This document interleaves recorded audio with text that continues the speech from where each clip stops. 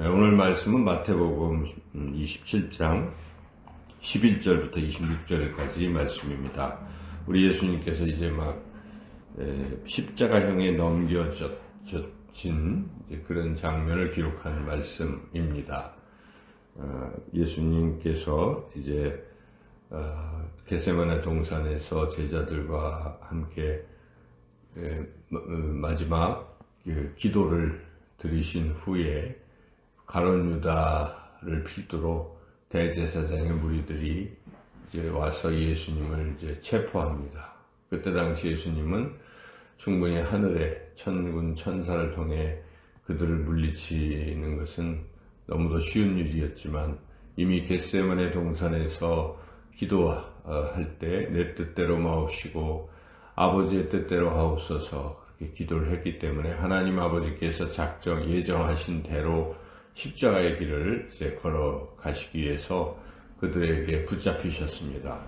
그들은 가야바 또 이런 당시 대제사장의 집에서 또 예수님을 신문도 하고 조롱도 하고 하다가 이제 그들이 산헤드린 공회를 열어서 의결을 해서 예수님을 로마에 넘겨서 사형을 시켜야 되겠다. 당시 자신들은 사형할 수 있는 권한이 없기 때문에 어쨌든 예수님을 죽이려고 예수님을 이제 당시 유대 총독인 빌라도에게 이제 넘기게 되었습니다. 그래서 예수님은 이렇게 이제 빌라도 앞에 서게 되었습니다. 오늘 본문 말씀은 이제 그 부분부터 시작이 됩니다.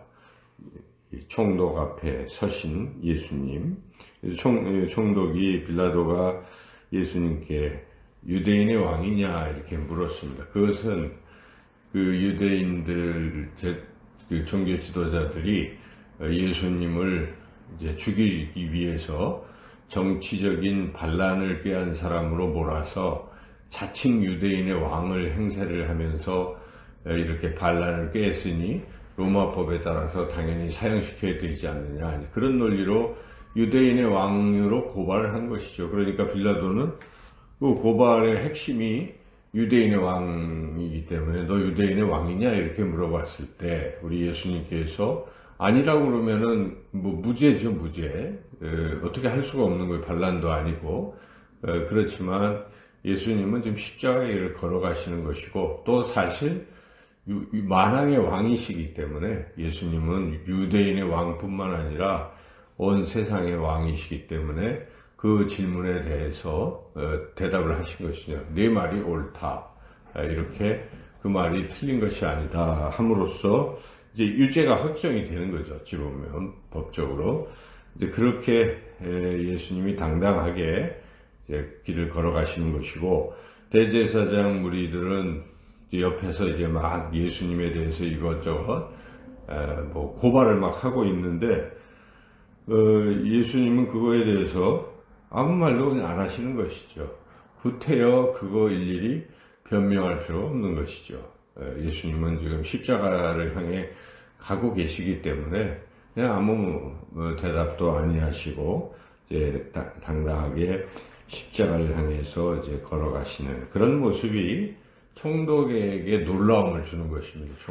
누구든지 총독은 그런 많은 판결을 했을 텐데 보통은 다 나와서 자기가 무죄인 것을 입증하려고 죄를 좀 덜 해보려고 어쩌든지 변호사를 쓰든지 변명을 해서 죄를 감추기도 하고 이렇게 애를 쓰는데 예수님은 처음부터 당당하게 이렇게 나가시는 그런 모습에 빌라도도 이렇게 상당히 놀라면서 마음속으로 이 사람이 죄수가 아닐 텐데 하는 생각을 지금 가지고 있는 것이죠. 그러던 차에 어쩌든지 예수님을 좀 무죄로 어떻게 해보려고 당시 자신에게 권한이 명절에 죄수 한 사람을 놓아주는 그런 권한이 있기 때문에 그걸 쓰려고 이제 했으나 그 제사장 일파가 백성들을 충동질해서 예수님이 아니라 당시에 가장 흉악범인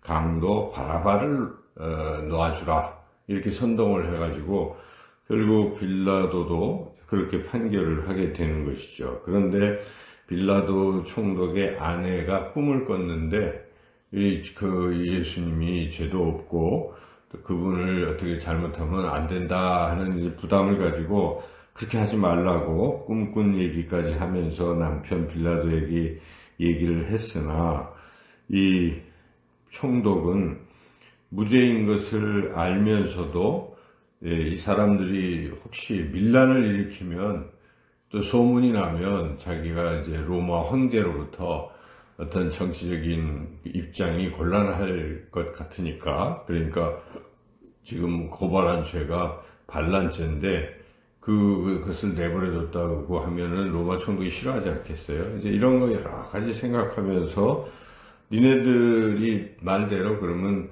한다. 그러면서도 자기는 무죄하다 하고 그 사람들 앞에서 손을 씻고 나는 상관없으니까 니들이 잘못한 거야. 이제 이렇게 해서 예수님을 결국 채찍질하고 십자가에 넘겼다 하는 것이 오늘 말씀입니다. 말씀의 내용인데 우리가 이 말씀을 이제 좀 깊이 생각해 보면 우리 예수님의 모습과 여기 빌라도의 모습이 대조적이다 하는 것을 알 수가 있습니다.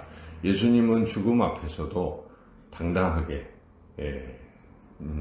사명, 하나님 아버지께서 주신 사명을 향해서 당당하게 지금 나아가고 계신 그런 모습, 이에 반하여 빌라도는 자기의 어떤 이익이 조금이라도 손해를 보게 되면 안 된다 하는 생각을 가지고 밀란이 날까 두려워하기도 하고 뭐 등등 이제 좀 비겁한 모습인 것이죠. 물론 마음속으로는 분명히 예수님이 무죄하다는 것을 알면서도 무죄를 선언하지 않고 자신의 입지를 생각해서 예수님을 십자가형으로 언도하는 것은 비겁한 모습이죠. 그래서 진리가 바른 것에 대해서 바르다 말할 수 있는 것. 예수님은 말씀하셨습니다. 옳으면 옳다.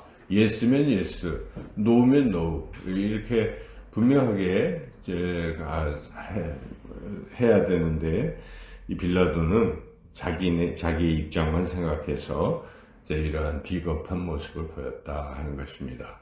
요즘 코로나로 우리가 고통을 겪고 있는데 생각해 보면 세상 사람들은 두 종류로 물론 중간지대도 있는데 나눌 수가 있는데 한쪽은 남들이 코로나에 걸리든 말든 아랑곳하지 않고 자기 마음대로 사는 사람들이 있어요.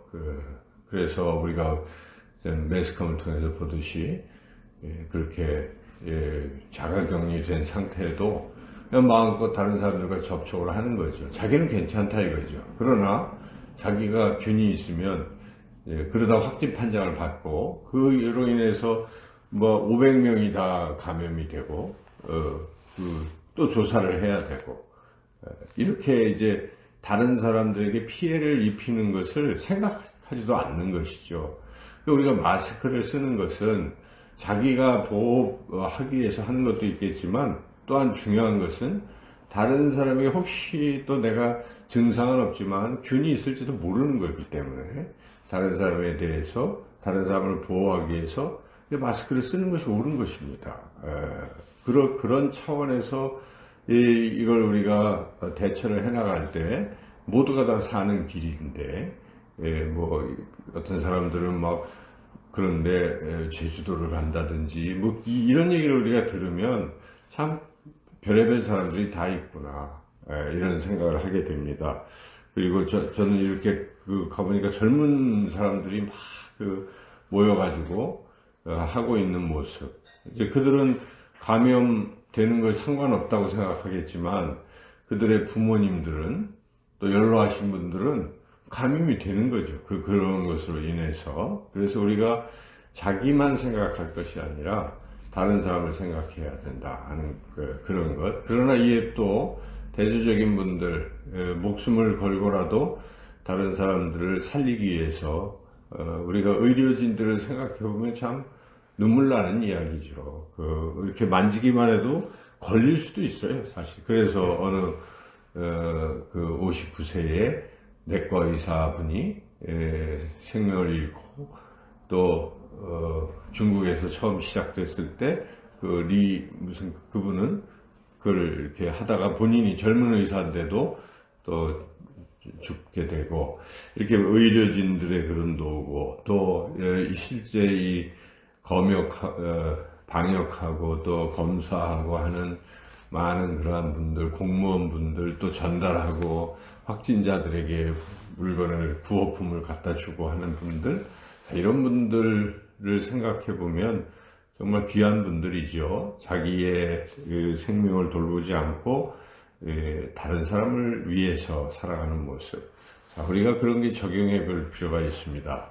특별히 고난주간, 이 한 주간에 우리가 자기의 안위만 생각하는 그런 삶이라기보다 그런 중에도 다른 이웃들을 위해서 우리가 뭘 도와줄까? 우리가 새벽 금식 기도도 하고, 또 이런 기도의 부분, 또 혹시 만나게 될 때 따뜻하게 서로 뭐 피하고 있는 이런 형국이긴 하지만, 그런 과정에서도 물론 일부러 그럴 필요는 없겠지만 그래도 뭔가를 따뜻하게 사랑을 베풀고 또 할 수 있는 이런 것이 곧 주님을 따라가는 길입니다. 죽음을 두려워하지 않고 주신 십자가의 사명을 향해 나아가셨던 주님처럼 우리가 당당하게 이렇게 이 고난의 이 주간을 맞이해서 자기에게 주신 십자가를 지고 오늘도 나아가시기를 주님의 이름으로 축원합니다.